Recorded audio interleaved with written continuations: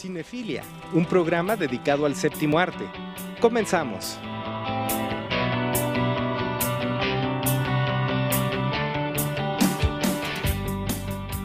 Todas las voces. ¿Qué tal? Bienvenidos una vez más a Cinefilia, pasión por el cine. Yo soy Artemisa Moncada. Y yo soy Carlos Manuel Cruz Mesa. Y saludamos a los que nos escuchan en Álamo a través de La Voz de la Huasteca en el 90.7 de FM. En Papantla a través de La Voz del Totonacapan en el 90.3 de FM. Y en Tlacotalpan a través de Viva la Cuenca por el 93.7 de FM. También nos pueden encontrar en las redes sociales de Conexión Veracruz, en Facebook en Conexión Veracruz Radio y en Twitter en @Radio Conexión B y en la página web www.conexionveracruz.com.mx. Nuestro teléfono en cabina, LADA 228-237-0000. Y bueno, siguiendo con esta serie de especiales que hemos estado presentando últimamente, el día de hoy vamos a continuar con la historia del cine de terror entre 1980 y 1989. Aquí ya seguro varios de nuestra generación ya están pero más que familiarizados con el cine de los 80, así que mencionaremos algunas de las más relevantes, los que son ya considerados clásicos. Claro. Pues empezamos con 1980 con Alligator. Fue dirigida por Louis Teague. En ella nos cuenta sobre un bebé cocodrilo que es arrojado al inodoro.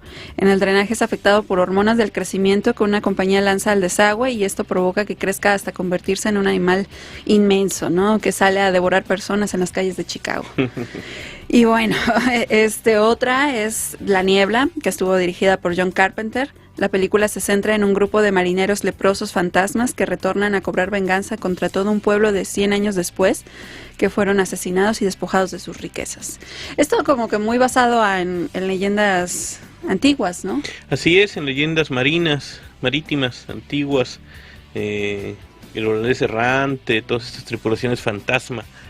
Y bueno, una película de ese mismo año, que es muy famosa, aunque comenzó a rodarse desde los 70, pero se estrenó en ese año, es El monstruo está vivo, It's Alive, que fue escrita, producida y dirigida por Larry Cohen, acerca de un bebé recién nacido que resulta ser un temible mutante asesino con garras y colmillos y que devora gente. Es famosa la escena del parto donde el niño nace, ¿no? Y empieza a matar al doctor y se come a la enfermera y la mamá grita y el cuarto... Sí, se supone que el grito de está vivo es del doctor, ¿no? Algo así. Sí, creo que sí. Está vivo, está vivo. Que claro, es un guiño pues al otro doctor, a Frankenstein. Claro, pero ese estaba buscando que estuviera vivo. Ese sí, no. Y bueno, tuvo un remake en 2009 que no está tan mal. ¿No? Pues no. Bueno, ya seguimos en el mismo año. El Resplandor fue producida y dirigida por Stanley Kubrick, protagonizado por Jack Nicholson, basada en la novela homónima de Stephen King. Relata la historia de Jack Torrance, un alcohólico que se encierra todo el invierno con su esposa y su hijo en un hotel en las montañas de Colorado, aislado del resto del mundo. Una vez ahí empieza a sufrir fuertes trastornos de personalidad. En su estreno fue acogida con frialdad por la crítica, pero ganó a adeptos con los años y hasta transformarse en una cinta de culto. Pese a ello, Stephen King siempre la detestó por considerar que desvirtuaba el sentido de la novela y una fábula de horror sobre el alcoholismo y la locura y la convertía en una simple historia de fantasmas y cosas embrujadas. En 1997, el director Mick Harris hizo una nueva versión en forma de miniserie. Creo que tiene como 3 capítulos o algo así, ¿no? 3 capítulos, en efecto. Bajo el cuidado de Stephen King y respetando el espíritu de la obra original. Que yo creo que para los que han leído la obra, que es de las mejores que tiene King, sí, en efecto, no es ese, digamos, ese miedo que te transmite el maravilloso Jack Nicholson ahí, ¿no? Sino es, en efecto, un asunto del alcoholismo, de que el niño tiene un ligero autismo, que es derivado de que tiene un mal congénito por el alcoholismo del padre, ¿no? Claro. La verdad ahí es una lucha con ese demonio. Sí, que es el alcoholismo.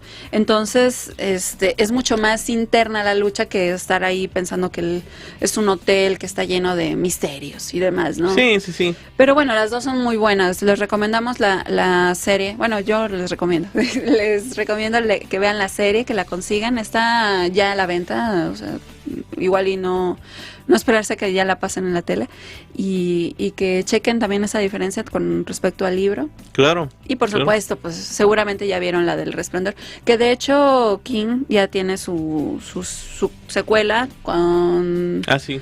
Con Doctor Sueño, ¿no? Doctor Sueño, sí. Cuando que ya... se supone que revive en algo, el niño, ya no me acuerdo cómo se llama. Pero Danny Torrance. Que revive un poco de esto del pasado, pero ya no sé cómo le va un poco en la historia. ¿Quién sabe? Pero bueno, ese año... A lo mejor va a tener su película después. No, seguramente la van a hacer. Ya tiene los derechos comprados. Sí, pues sí. A lo mejor la hace Kubrick, ¿no? Ese año también se lanzó una de las películas más célebres, que es Holocausto Caníbal, una controvertida cinta de terror italiana que dirigió Ruggero Deodato. La filmó en la selva amazónica y muestra la historia de un grupo de jóvenes que viajan a través de la jungla para realizar un documental y se topan con una tribu de antropófagos que pues terminan capturándolos, torturándolos, matándolos de maneras crueles, y fue controversial obviamente por sus imágenes de tortura y de violencia sexual, y fue prohibida en numerosos países. De hecho, en Italia se pensó que era una auténtica película snuff, que los actores habían muerto, y se arrestó al director y al crew por homicidio. Se les juzgó hasta que ellos pues demostraron que no era así, llevando a los actores, pero además habían hecho un convenio, firmaron un contrato con los actores de que ellos no iban a aparecer en los medios ni en público durante un año. Entonces fue una bronca encontrarlos. Hay una escena de una chica que es empalada, entonces los jueces decían, ¿y dónde está esa chica? ¿Qué es la portada del Es el cartel, la portada del DVD. Pero esa chica era una actriz era una turista estadounidense que pasaba por Italia, le gustó, le entró, pero no sabía ni cómo se llamaba, ni dónde encontrarla. O sea, todo nunca fue armado apareció. Como en una borrachera, y dijeron, oye, vamos a hacer una peli. Sí, estaría bien, pero silencio, vamos a mantener el misterio aquí. Sí, total, nunca apareció la chica. No sé si después se averiguó que era su nombre. Pues los dejaron libres al ver que los otros actores estaban vivos. Pero lo que sí es que al director lo condenaron a 3 años de libertad condicional y a pagar una gran multa por las abundantes escenas de crueldad contra animales. Sí, eso es cierto. Que esas sí fueron reales. Por ejemplo, una rata misclera la abrieron en canal estando viva, torturaron y decapitaron a una tortuga, le quitaron el caparazón, etcétera. Una serpiente la partieron a la mitad, a un mono lo decapitaron, fusilaron a un cerdo. Eran 7 u 8 muertes de animales innecesarias que aparecen en pantalla. Hasta el mismo director después dijo que había sido una estupidez hacer eso. Pero bueno, pasó a la historia como una película muy, muy controversial, que apenas recientemente se pudo ver completa. Sí, que ya es más fácil conseguirla, ¿no? Sí. Y esto pues le dio bastante publicidad a los morbosos. Claro. Para verla. Y que seguramente ni siquiera tenían, bueno, al menos... Pues a menos que te manejes en ciertos círculos, no sabes que es una película snuff. Claro. Que es una película que es totalmente una grabación de una muerte. De una muerte real, provocada. Y provocada, ¿no? Sí. Por supuesto. Provocada. Entonces, para ser filmada, además. Sí, bueno, es todo pues comercio que existe de la carne en sí, ¿no? De como si vieras destazar a una vaca, pues lo mismo con una persona. Luego hay que hacer un programa especial sobre cine snuff, porque tiene una larga historia. Sí, tiene unos orígenes bastante, inclusive hasta en American Horror Story, en la que sale Jessica, en casi todas, pero creo que es la de Freak Show, ahí se maneja un poco también ese tema, que estamos hablando de los 40, ¿no? Sí. Por ahí. Es bastante interesante, pero sí es muy, muy crudo. Y bueno, pues estamos también, seguimos en 1980 con Viernes 13, dirigida por Sean Cunningham y estrenada en viernes 13 de junio de 1980. Fue la primera entrega de una serie de 12 películas. Todavía yo creo que están esperando la 13ª. Sí. Es considerada una película de culto y se desarrolla en el campamento Crystal Lake, donde un asesino se encarga de matar a varios adolescentes. La muerte de la serpiente que aparece en una de las escenas es real, hablando de muertes innecesarias de animales. La película se rodó en el campo de Nove Bosco, en Nueva Jersey. Solo tuvo que construirse para la película el cuarto de baño. Hasta la fecha, en el campamento hay una pared decorada conmemorando el rodaje. A pesar de ser Jason la figura principal de la saga, en esta entrega él no mata a nadie. La asesina es en realidad su madre, ¿no? Pamela. Sí. Que esta peli la mencionamos cuando hicimos el especial de vacaciones, sí, ¿no? Porque sí. Está Porque, chistoso de que pues tú vas de vacaciones como adolescente que eres. Y que claro, vemos ahí un asunto también cachondo. Claro.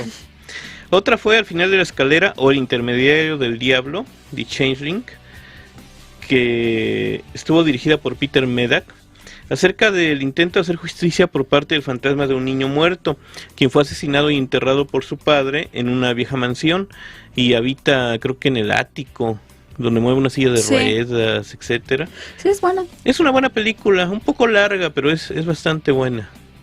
Sí, porque te hablan ahí como un asunto también de política. No sé si estaba... de una herencia, hay un asunto de una herencia, etcétera. Bueno, nos vamos a 1981 con El despertar del diablo. Esta es un clásico. Evil Dead. Evil Dead. Fue dirigida y escrita por Sam Raimi. Su trama gira en torno a un grupo de jóvenes que decide pasar unos días en una cabaña abandonada en el bosque, siendo su estancia interrumpida por el ataque de un espíritu que fue despertado por los personajes. Se considera un icono del cine del terror de serie B y tras su éxito le siguieron 2 secuelas, El despertar del diablo 2 y El ejército de las tinieblas, que es una basura de película. Si van en IMDb, pueden ver que está rankeada como en 4, 5, 3 estrellas. Muy, muy, muy mala la 3. Bueno, la 2 también, pero... Sí, también.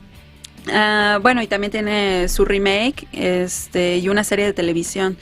Debido a su gran contenido de violencia fue prohibida en muchos países hasta su lanzamiento en DVD en 2001. El crítico de cine Stephen Coulter escribió: El despertar del diablo te cubre de cadáveres hasta los ojos, pero no tiene ninguna idea central. Es tan primitiva que es esencialmente una película casera. Memorable en la escena del árbol violador y del engendro encerrado en el sótano, que se asoma constantemente por la trampilla cerrada por la cadena. Eso sí deben de recordar así como se separa y está viendo ahí. Está viendo y... Sí. Es súper... Bueno, tiene buenos momentos. Obviamente que cubre con todos los elementos que sabes que hacen la película de terror. Ya son la fórmula, unos chavos, unas chavas buenotas, que van y leen un libro que no deben de leer, que de hecho es el Necronomicon, pero de hecho hasta lo dicen del primer instancia, es de como que no lea este libro, casi, y ahí van, lo leen, levantan a los muertos y ven que está mal el asunto y no quieren irse, no creen, toda una bola de cosas, pero está entretenida. Sí, hay que verla, es un clásico ochentero.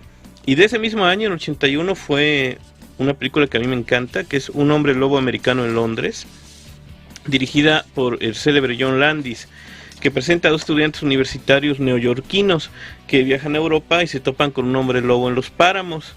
Ese mata a uno de ellos y deja herido al otro, por lo que pues, también se empieza a transformar. Hay una escena en el cine donde se aparece el fantasma del amigo muerto, como si fuera un cadáver descompuesto.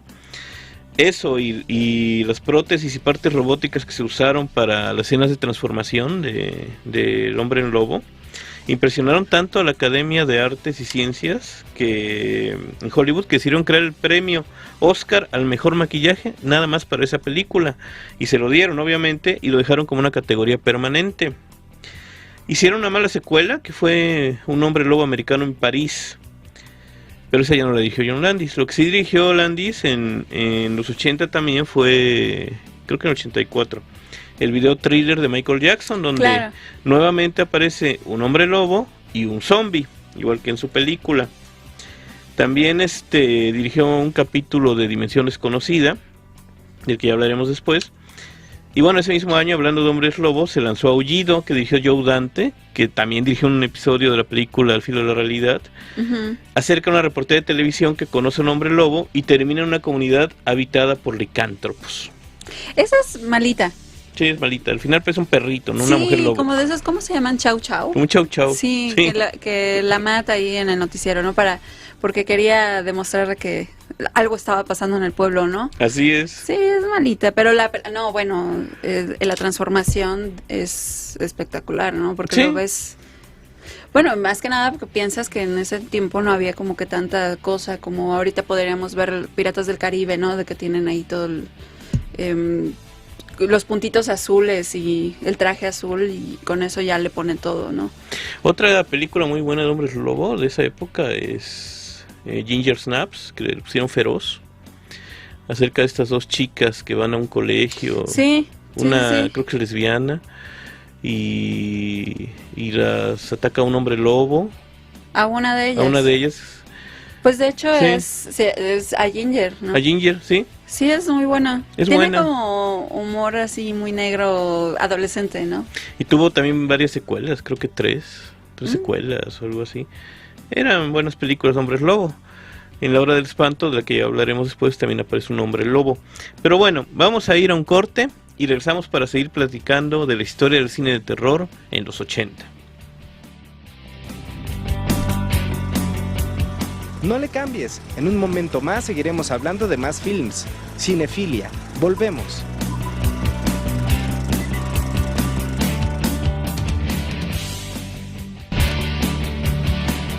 Artemisa Moncada y Carlos Manuel Cruz Mesa están de vuelta contigo.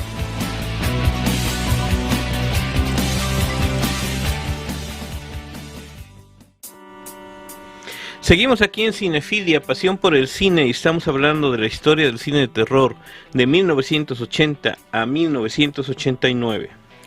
Pues continuamos con 1982 con Poltergeist. Y bueno, ¿quién no la ha visto? Juegos Diabólicos. Estuvo dirigida por Tobe Hooper y narra las inquietantes sucesos que acontecen en una casa de una familia que vive en los suburbios, acosada por la presencia de duendes o fantasmas. Los esqueletos utilizados en la escena de la piscina eran reales. Al filme lo rodea una leyenda negra como película maldita, debido a que su protagonista, Heather O'Rourke, Caroline en la saga, falleció a los 12 años por estenosis intestinal. Dominique Dunne, su hermana mayor en la trama, fue estrangulada por su novio.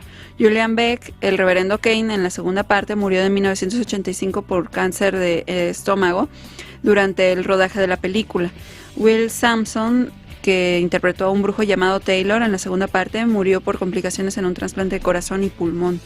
La película tuvo dos secuelas muy malas, Poltergeist 2, Al otro lado, de 1986, y Poltergeist 3, dedicada a la memoria de la trágica niña actriz. En 2015 se lanzó un pues bastante deficiente remake. Sí, y sí, este asunto de que, bueno, si recuerdan en Poltergeist el leitmotiv es que la casa está construida sobre un cementerio indio. Claro. Están perturbando la paz de los muertos, y la famosa escena de la piscina, pues los muertos regresan, salen los ataúdes con los cadáveres, ¿no? Pues no a atacar, pero sí como a imponerse a la familia. Y lo más paradójico, lo irónico, es que esos cadáveres eran esqueletos reales, ¿no? Los que usó Tobe Hooper y Spielberg, que fue el productor. Entonces pues es medio absurdo, ¿no? Que estás protestando contra algo en la ficción, pero en la realidad lo estás haciendo. Por eso les pasa. Ay, sí, no. Por eso fue una película maldita. Pero es muy buena la 1, todavía Sí, se la uno sigue es viendo irrepetible. bastante Yo agradable. creo que es la mejor película de Tobe Hooper incluso, ¿eh? Pero bueno, de ese año es otra película que para mí es mi película de terror favorita de todos los tiempos, que Palabras es mayores. La cosa del otro mundo, la mejor película de John Carpenter, que es además un remake del film de 1951, inspirada por supuesto en el cuento de John W. Campbell Jr., quien está ahí, del que ya hablamos. Nada más que a diferencia de la primera versión, No es un chorro, no es un... ajá, aquí el monstruo pues no es una zanahoria, ¿no? Como era en la versión de los 50, sino es un extraterrestre que imita otras formas de vida, incluso a nivel genético, y se empieza a mimetizar entre los humanos, pero bueno, es muy agresivo. Y destruir al monstruo termina siendo algo secundario ante la urgencia de identificarlo. Por supuesto, eso es lo que viene siendo como gran parte de la trama en la película. Claro, sí. Entonces es una película sobre la paranoia. Dudar siempre del otro. Sí, el miedo al otro, una extraña sexualidad también. La película no aparecen mujeres, etcétera. Vean, es una... Sale un Kurt Russell bastante guapo, sí, peludo. Sí, borracho. No, bueno, JB le debió haber pagado algo, ¿verdad? Sí, seguramente. Está ambientada en la Antártida Y bueno, es además una película claustrofóbica y tiene unos efectos especiales impresionantes aún hoy, en esta era de trucos digitales. Claro, sobrevive bastante Sí. al tiempo. En el 2011 pues estrenó una precuela que se llamó nada más La Cosa, que dirigió Matthijs van Eyningen Jr. Y bueno, es una historia que no desmerece como precuela que es. Está bastante bien, bastante aceptable. Sí, de hecho cubre como que los cabos sueltos, ¿no? Porque la historia de Carpenter empieza con algo que tú no sabes, ¿no? Porque empieza con llega el noruego, etcétera, etcétera, Claro. Queriendo matar al perro, y pues eso es algo que inquieta bastante en la película porque pues desconoces, para empezar, lo que está diciendo, y Sí. otra, pues qué hubo antes, ¿no? ¿Qué estaba pasando en el campamento de allá junto, ¿no? Sí, por supuesto. Y ató bastante esos cabos, ¿no? Obviamente pues es deficiente en algunos efectos especiales porque todo lo hicieron, por ejemplo, escenas de fuego y eso, Ujú. pues lo hicieron con CGI, ¿no? Y entonces se ve un poco falso. Pero fuera de eso, pues, está entretenida, y si pueden verla Vean primero la precuela y luego vean La Cosa, la de en Carpenter, orden para para que tengan la historia aprecien, completa para que aprecien también como que este asunto de... de la continuidad. Exacto.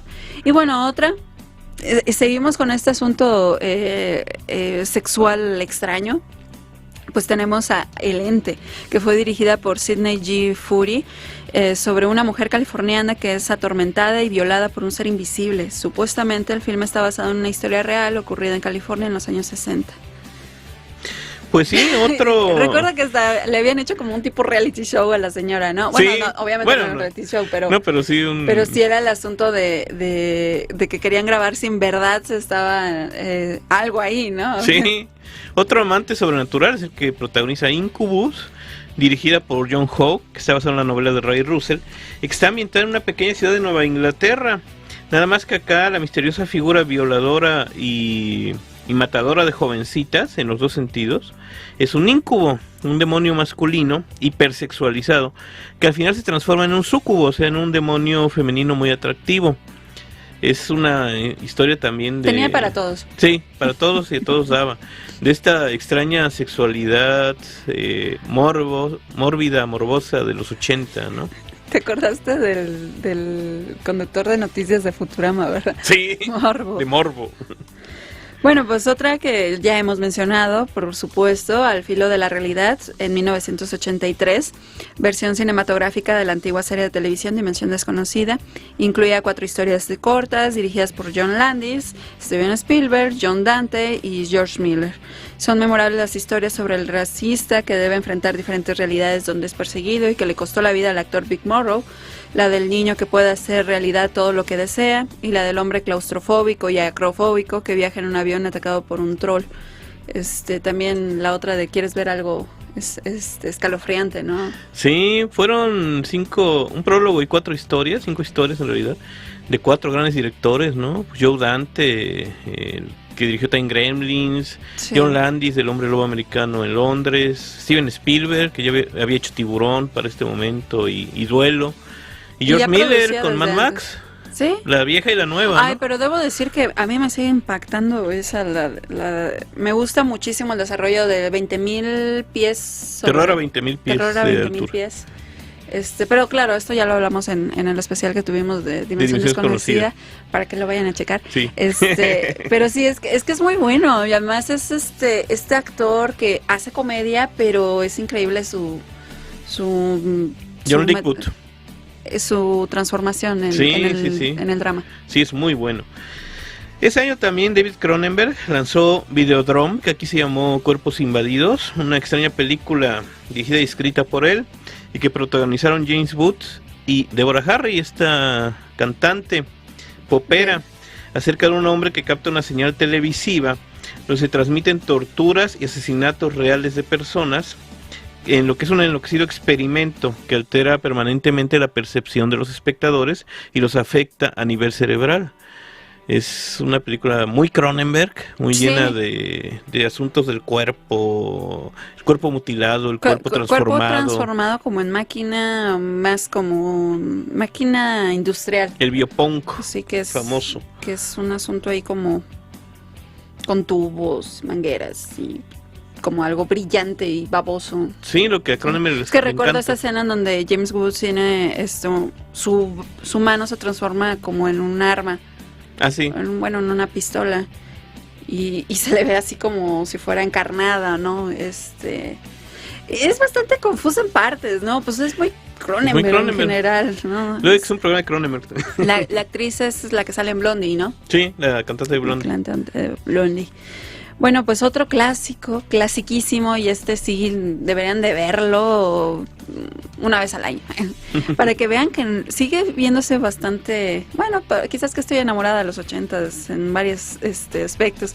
El Ansia fue una producción inglesa dirigida por Tony Scott y protagonizada por Catherine Deneuve, David Bowie y Susan Sarandon. Se trata de una de las mejores películas sobre vampiros donde el protagonista colecciona antigüedades, amantes y almas, viviendo una existencia nostálgica. Memorables las escenas lésbicas entre Deneuve y Sarandon, y la cinta originó una serie de televisión lanzada al aire en 2014, que no tiene nada que ver, pero es como un asunto atmosférico.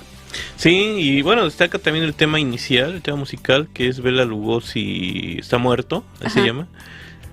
Una gran película, véanla, una gran fotografía, etcétera. David Bowie se ve adorable. Sí, no, y Catherine Deneuve se ve hermosa. Sí, hasta Susan Sarandon no se ve bien. Bueno, es que sí, se ve un poquito fumigada, ¿no? Porque es flaquita y todo, y Catherine Deneuve con sus 40 y tantos, pero muy bien puestos. Preciosa. Y bueno, entre 1983 y 1984 fue como la era King, la era de adaptar las mejores novelas de Stephen King. Ya se había adaptado El Resplandor anteriormente, Carrie y La Hora del Vampiro. Pero bueno, en estos años que mencionó, se adaptó Christine primero, dirigida por John Carpenter también. Después de hacer La Cosa se fue a dirigir Christine, acerca de un chico que se enamora de un automóvil clásico, un automóvil antiguo que tiene vida propia y que está decidido a deshacerse de todos aquellos que se interpongan entre él y su joven dueño. Y además siempre el coche pone música de los 50. Sí, muy bonita Christine, digo el coche. Otra fue Cuyo, que dirigió Luis Tech, acerca de un perro San Bernardo al que muerde un conejo y contrae rabia y siembra el terror en una pequeña granja, donde una madre y su hijo permanecen sitiados dentro de un automóvil descompuesto. Esta es una gran película de terror. Por desgracia varía el final con la novela, no les voy a contar el final, pero bueno, en la novela es diferente. Sí. Otra fue La Zona Muerta, que también dirigió David Cronenberg, acerca de un hombre que pues está en coma 20 años y al despertar tiene poderes precognitivos. Entonces cuando él toca a alguien, inmediatamente se revela el futuro de esa persona y se da cuenta de que un candidato a la presidencia de Estados Unidos va a desatar una enorme persecución y un nuevo apocalipsis. Entonces, bueno, pues ya la verán ustedes y verán lo que ocurre. No se llama Trump. Era el Trump del 83. Otra fue, por supuesto, Ojos de Fuego, Firestarter, que dirigió Mark Callester. Y bueno, fue el debut de Drew Barrymore en el papel de una niña con el poder de la piroquinesis. Esta chica pues podía incendiar a todos los que amenazaban a su padre, porque sus papás habían sido parte de experimentos científicos para darles poderes mutantes. Entonces el papá podía controlar tu mente y la mamá tenía el poder de mover objetos. A la mamá ya la habían matado y bueno, Ojos de Fuego nos describe la historia de la huida de la niña con su papá. Y bueno, finalmente Los Chicos del Maíz, que es yo creo de las más conocidas ya hasta esta época. Sí. Acerca de una entidad demoníaca que domina un pueblo, el pueblo de Gatlin en Nebraska, y ejerce control sobre los niños, los obliga a matar cruelmente a todos los adultos, en el estilo de la cinta setentera de Quién puede matar a un niño. Tuvo 6 secuelas, Los Chicos del Maíz, una precuela, un remake en 2009 y una cinta especial en tercera dimensión. Veías el maíz en tercera dimensión, ¿verdad? Sí. Para 1984 otro clásico bastante conocido, Pesadilla en la calle del infierno. Fue escrita y dirigida por Wes Craven, con el debut de Johnny Depp, por cierto. Su protagonista es Freddy Krueger, un infanticida que fue quemado vivo y que ahora habita en el mundo de los sueños, donde gusta de torturar y asesinar con crueldad a los hijos adolescentes de aquellos que lo justiciaron. El monstruo fue interpretado por Robert Englund, quien dio vida al personaje en 7 secuelas y en una serie de televisión. La cinta fue un éxito en crítica y salvo que de la quiebra de la productora New Line Cinema, en 2010 se estrenó un remake que carecía de la frescura y profundidad del film original. Estuvo inspirada en un suceso real, lo ocurrido en un grupo de refugiados que tras huir de Estados Unidos debido al genocidio en Camboya sufrían pesadillas perturbadoras donde eran atacados por un extraño ser, después de los cuales la mayoría de ellos se negó a dormir. Cuando agotados caían dormidos de nuevo, todos murieron durante el sueño. Las autoridades médicas llamaron al fenómeno el síndrome de la muerte asiática y se considera una clase de muerte súbita e inexplicable. Sí, pues este fenómeno de todos estos refugiados que murieron, apareció en una serie de artículos que se publicaron en periódicos estadounidenses. Ahí es donde Wes Craven leyó la historia, claro, y se inspiró para hacer esta película y crear a su personaje más famoso. Sí, claro, bajo la premisa de que si te mueres en el sueño, si mueres en la realidad. Claro, en ese caso sí era real. Bueno, vamos a ir a una pausa y regresamos para seguir hablando de la historia del cine de terror en los 80. No le cambies, en un momento más seguiremos hablando de más films. Cinefilia, volvemos.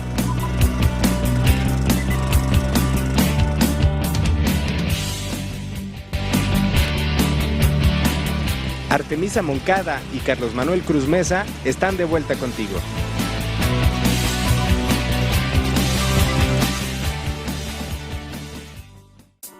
Seguimos en Cinefilia, pasión por el cine, hablando de la historia del cine de terror de 1980 a 1989. Y una película que no puede faltar en nuestro recuento, por supuesto, es Gremlins, que dirigió Joe Dante, de quien ya hablamos en los segmentos pasados, y que nos cuenta cómo un ser llamado Mogwai, se llama la raza, bueno, la especie de ese ser. ¿Es en serio? Sí, bueno, porque el animalito se llama Gizmo. Ajá. Cuando es mojado o alimentado después de la medianoche, genera una serie de espantosas criaturas llamadas gremlins, que se dedican pues a matar y a destruir todo un pueblo, liderados por el famoso Rayita. Sí, es bien malo. Tiene acá sus pelitos, su rayita de canas. Sí. Bueno, Gremlins fue un éxito comercial y recibió buena acogida de la crítica. Sin embargo, a consecuencia de las escenas violentas, pues que no eran aptas para niños, la Asociación Estadounidense de Cineastas modificó su sistema de clasificación por edades. Ahí inventaron la famosa clasificación R. Ay, ¿en serio fue sí, R? Fue a raíz de eso. Bueno, total que aún así los productores eliminaron una parte donde la madre del protagonista es decapitada por los gremlins, otra donde el perro de la familia se lo comen vivo y otra donde atacan un McDonald's. Esas partes pues no fueron incluidas en la película. Un dato curioso es que el pueblo ficticio donde transcurre la acción de Gremlins es el mismo donde ocurren los sucesos de Volver al Futuro. O sea, es el mismo set. No, era el mismo set, o sea, bueno, no era un set, era el mismo pueblo donde filmaron. Ajá. Pero además en la continuidad de las películas se supone que es el mismo pueblo. Hace cuenta que lo ambientaron en, no sé, Nuevo Caledonia. Ajá. Y Nuevo Caledonia es también donde transcurre Volver al Futuro, ¿no? Es el mismo pueblito en la ficción. Ah, mira. Sí, quizá por qué hicieron eso. Y bueno, en 1990 hubo un remake, no, perdón, una secuela, no fue un remake, una secuela muy mala que se llamaba Gremlins 2, La Nueva Generación. Y produjo toda una serie de juguetes y helados. En México tuvo mucho impacto y sacaron miles de productos. No sé si eso inspiró Gizmo inspiró a los Furbies. Sí, sí, ¿verdad? Claro, pues, los Furbies porque era son una Gizmo. cosa extraña que no sabía nunca qué eran y hablaban solos. Son Mogwai. Ahora ya tienen su... Bueno. Sí. Bueno, seguimos en el mismo año. Veneno para las hadas, escrita y dirigida por el mexicano Carlos Enrique Taboada, y fue una obra que ya cuenta la historia de una niña que, influenciada por las historias de brujería que escucha de una sirvienta, decide convencer a su mejor amiga de que es una hechicera y que va a maldecirla. El juego termina convirtiéndose en un asunto macabro. La cinta está filmada casi en su totalidad desde el punto de vista de las dos niñas protagonistas. La cámara se mantiene al nivel de los ojos de las pequeñas y los encuadres impiden que veamos a los adultos, escuchándolos como voces fuera de cuadro o dando la espalda al espectador. Esta película es muy buena. Muy buena. Fue la última de Taboada y me parece, lo mencionamos anteriormente en los 70s con Libro de Piedra, Este viento tiene miedo. El más negro que la noche. Pero creo que esta supera bastante cualquier otra trama. Pues la consideran su mejor película. Sí, a mí me parece. Además, esta niña Patricia Rojo. Ana Patricia Rojo. Actúa de maravilla en la película, ¿no? Sí, una gran cinta. Y es que es lo fabuloso de esto, ¿no? De que tuvo la carga en estas dos actrices, niñas actrices, y que la sostienen, ¿no? Sí. Muy buena película, muy buenas actuaciones, buena dirección, buen guión sobre todo. En el 85 pues se lanzó La Hora del Espanto, que dirigió Tom Holland.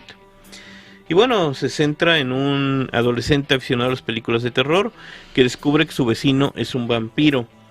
Inicia una cacería junto a su novia y a un anciano actor llamado Peter Vincent, en honor a Peter Cushing y a Vincent Price, a estos célebres actores del cine de terror. Tuvo una secuela que realizó Tommy Lee Wallace, que no la he visto, pero dicen que es muy buena, y también dos versiones espurias extranjeras, una en la India y otra en China.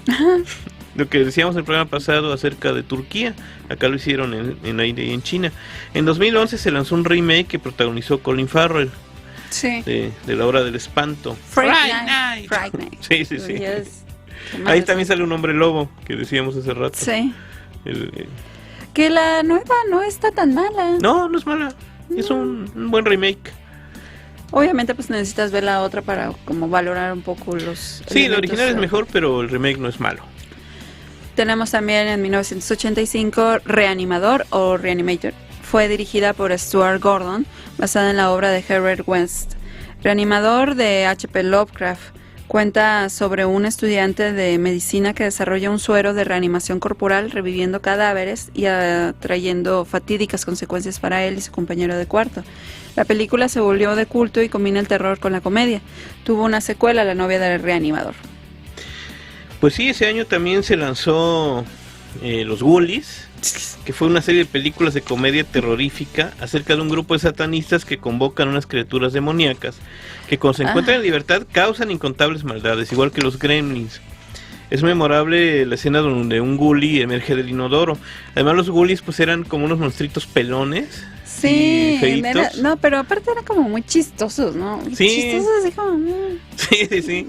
Pero bueno, esa escena del inodoro, que se convirtió también en el cartel de la película, desató una airada reacción en los padres de familia, que enviaron cartas a la productora diciendo que sus hijos estaban aterrados de ir al baño porque pensaban que iba a salir un ghoulie del inodoro cuando estaban sentados. Total, la cinta pues fue un éxito y tuvo 3 secuelas, que nada más se llamaban así: Ghoulies 2, Ghoulies 3 y Ghoulies 4. Que han de estar igual de buenas. Una más mala que sí, claro. Bueno, en ese mismo año se lanzó una nueva versión de la serie televisiva Dimensión Desconocida. Duró 3 temporadas, emitidas entre 1985 y 1988, y contó con historias de escritores de la talla de Stephen King, Harlan Ellison, George R.R. Martin, de hecho, Ray Bradbury y Arthur C. Clarke. Entre directores colaboraron Wes Craven y William Friedkin. El cuadro actoral incluyó a Bruce Willis, Helen Mirren, Morgan Freeman, Martin Landau, Fred Savage. Esta es como pues la que tiene todo el feeling, ¿no? Sí, es la buena, la serie de los 80. Y vean nuestro programa especial de Dimensión Desconocida. Siempre lo decimos, ahí van a encontrar toda la información sobre esto. Wes Craven y William Friedkin, el del Exorcista, ¿no? Pues grandes directores del cine de terror estaban ahí. Al año siguiente, en el 86, pues se lanzó la nueva versión de La Mosca, que también dirigió David Cronenberg, que creo que es la mejor. Sí. La protagonizaron Jeff Goldblum y Gina Davis. Remake de la película del 58, que estaba basada a su vez en un cuento de terror que se llamaba La Mosca de la Cabeza Blanca. aunque aquí pues Cronenberg hace su versión biopunk, igual que en Videodrome. Las escenas de la combinación del científico y el insecto pues producen un engendro impresionante. Ay, Dios, sí. Y al igual que en La cosa del otro mundo, pues contiene algunas de las escenas más impactantes del cine de monstruos ochentero. Es buenísima esa peli. Es muy buena, véanla. Se lanzó una secuela en el 89 que no tiene mayor encanto que la escena del perro, que no les hablo más, pero bueno. Oh, Si sí. quieren ver la 2, vean la escena del perro. Pero la 1 es muy buena, la Mosca U, la original. Gran película. Bueno, otra es Critters, dirigida por Stephen Herek, y es también una comedia de horror. Unas criaturas peludas y carnívoras, enanas y de enormes dientes, escapan de una estación espacial y llegan a la Tierra, donde son perseguidas por unos cazarrecompensas. Tuvo 3 secuelas. En Critters 3 es donde hace su debut cinematográfico Leonardo DiCaprio. Así Pues por si quieren aventarse a la película. Fue para la verla. década de las criaturas raras, los gremlins, los ghoulies, los Que venían critters. como del espacio o algo por el Sí. estilo, ¿no? Y casi rozando los Leprechauns, que ya eran en los 90, pero fue a principios. Pero bueno, en el 87 también comenzó, bueno, en el 87 comenzó una saga famosa que es Hellraiser. Ah, sí. Esta película escrita y dirigida por Clive Barker, basada en su propia novela que se titula The Hellbound Heart. Bueno, Hellraiser es una película de culto y es un clásico del género de terror. Explora temas como el sadomasoquismo, la moralidad de los personajes sometidos al temor y la tentación, y presenta además al personaje de Pinhead, este líder de los cenobitas que tiene la cabeza llena de clavos y que se convirtió en un ícono del cine de terror. Tuvo 8 secuelas Hellraiser. Algunas rescatables, otras Varias buenas, otras malas, otras peores. otras peores, y están preparando otra, Dios. que va a ser la 10ª. Pues es que sí, ya algunas ya hasta se lanzaron directo a DVD. O sea, Sí, algunas fueron directo a DVD. Inconseguibles ya en DVD, Eso al menos es en versiones con subtítulos en español. otra, Los muchachos perdidos, estuvo dirigida por Joel Schumacher. Trata sobre una familia de Arizona que se traslada a California y termina enfrentándose a una banda de vampiros adolescentes. Es protagonizada por un bastante joven y galán Kiefer Sutherland y tuvo una secuela. En Alemania pues se filmó Necromantic, que dirigió Jörg Buttgereit, acerca de una pareja obsesionada con el sexo necrófilo. Es una película muy fuerte, al menos lo era en los 80, sobre todo las escenas sexuales con los cadáveres. Y bueno, fue protagonizada por 2 actores alemanes desconocidos que después se hicieron muy famosos. Tuvo una secuela e inspiró cintas tan bizarras como Una película serbia, de la cual ya hablaremos en su momento. Claro. En 1988, La serpiente y el arco iris fue dirigida por Wes Craven. La película se basa en el libro de Wade Davis, donde cuenta la historia real de un haitiano envenenado, enterrado y convertido en zombie. Aquí es donde vemos un poco más el origen de los zombies, ¿no? Sí, de los zombies originales, ¿no? Sí, los que existían antes de el anochecer, el amanecer de los muertos. La noche de los muertos. La noche de los muertos vivientes. Sí, los zombies que pues, tienen una base en la realidad, los del vudú haitiano, los drogados que entierran vivos y luego los sacan de su tumba, etcétera. Uh-huh. Ya cuando hagamos un programa especial de zombies platicaremos de todo esto también. Que tienen muchas pelis. Sí. Bueno, ese año, en el 88, también se lanzó Los payasos asesinos del espacio exterior, que también es una cinta de culto que dirigió Stephen Chiodo, acerca de un grupo de extraterrestres con apariencia de payasos que llegan a la Tierra para devorar personas. Era el asunto de la comedia y el terror. También me acordé ahorita de otra película que es La pequeña tiendita de los horrores, Ah, sí. con pues, esta sí. planta carnívora, etcétera, que no me acuerdo si estuvo basada en un musical o dio origen a un musical. Es que la peli es musical. Sí, Entonces, pues, pero venía de Broadway o se fue a Broadway, no me acuerdo también. con Steve Martin y ese actor que salió en Los Cazafantasmas y otras. Sí, Los En Querida, Cazafantasmas pues encogía a los niños. es otra película de los 80 que no incluimos aquí porque entra más en la comedia, pero vamos a mencionarlo. Los Cazafantasmas. Se ve Glotón. A Glotón, este fantasma Glotón y estos rayos que no se cruzar, y sobre todo el hombre de Malvavisco.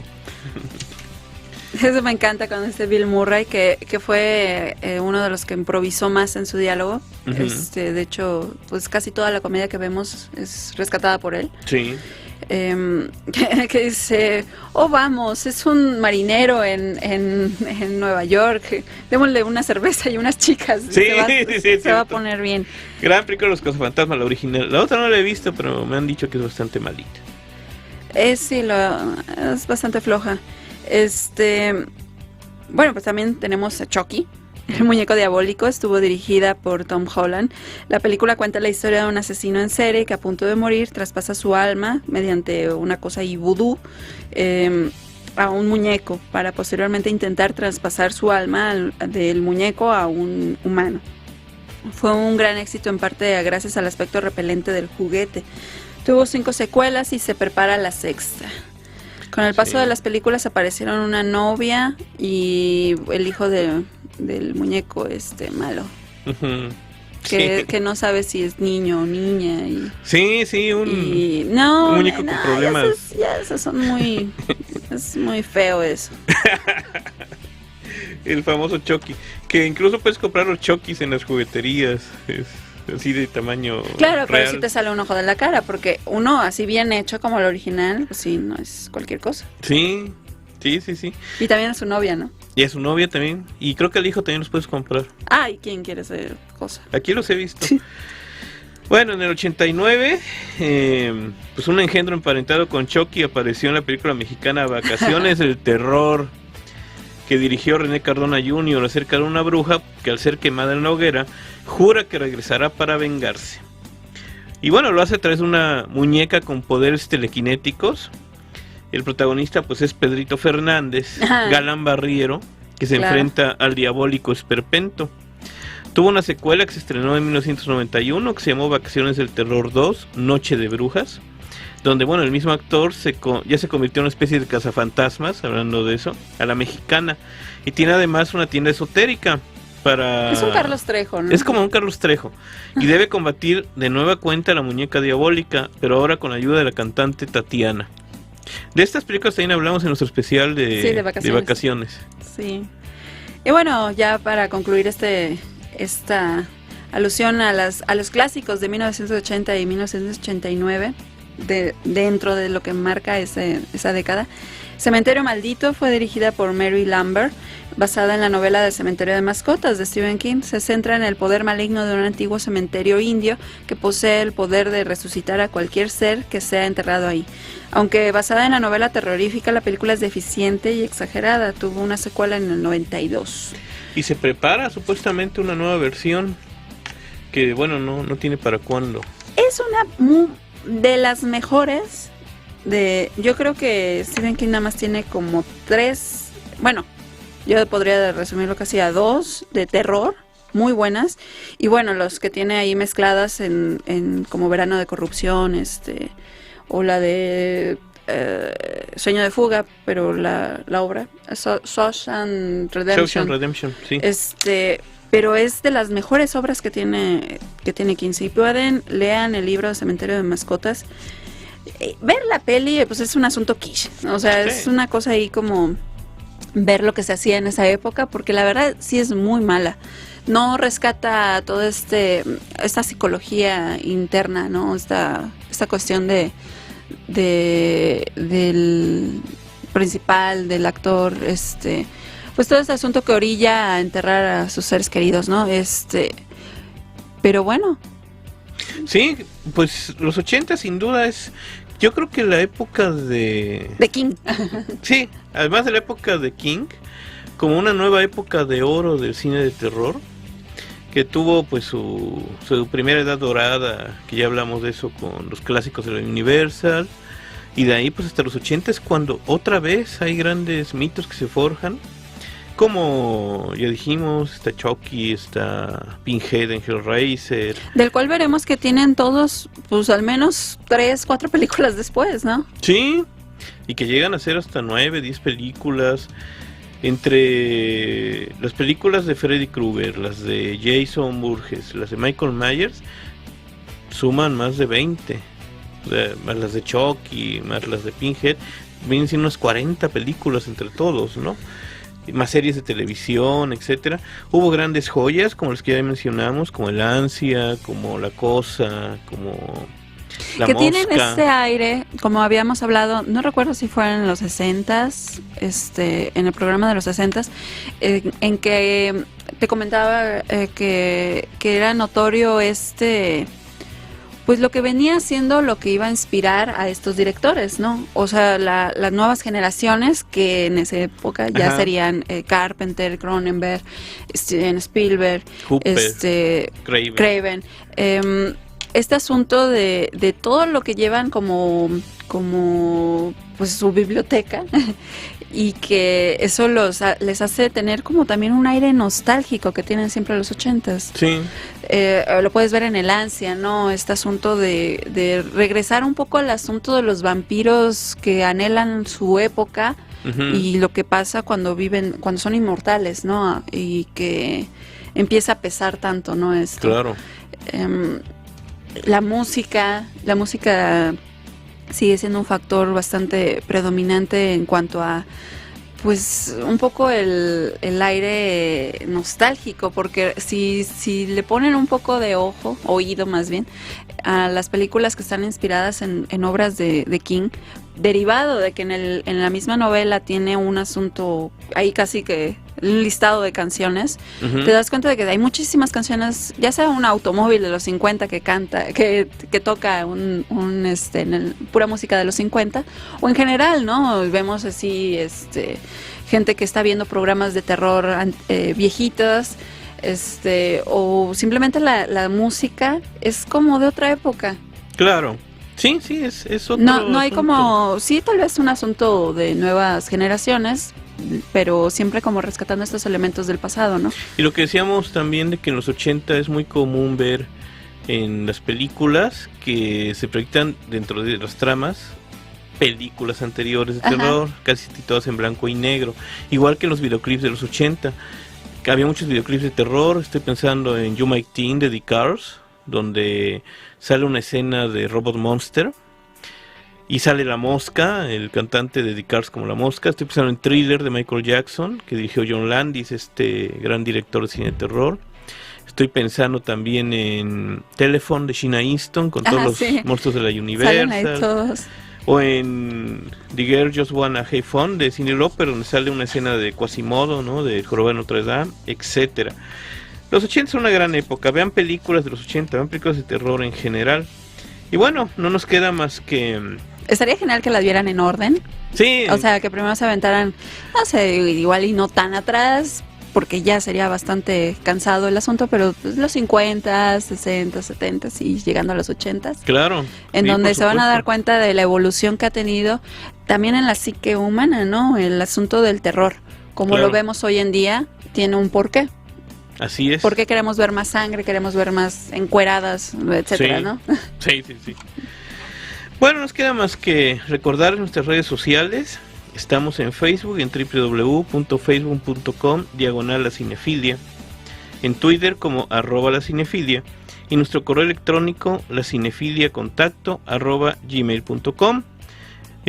No olviden escucharnos todos los jueves de 18 a 19 horas, de 6 a 7 de la tarde, y la semana entrante continuaremos con este recuento, esta historia del cine de terror.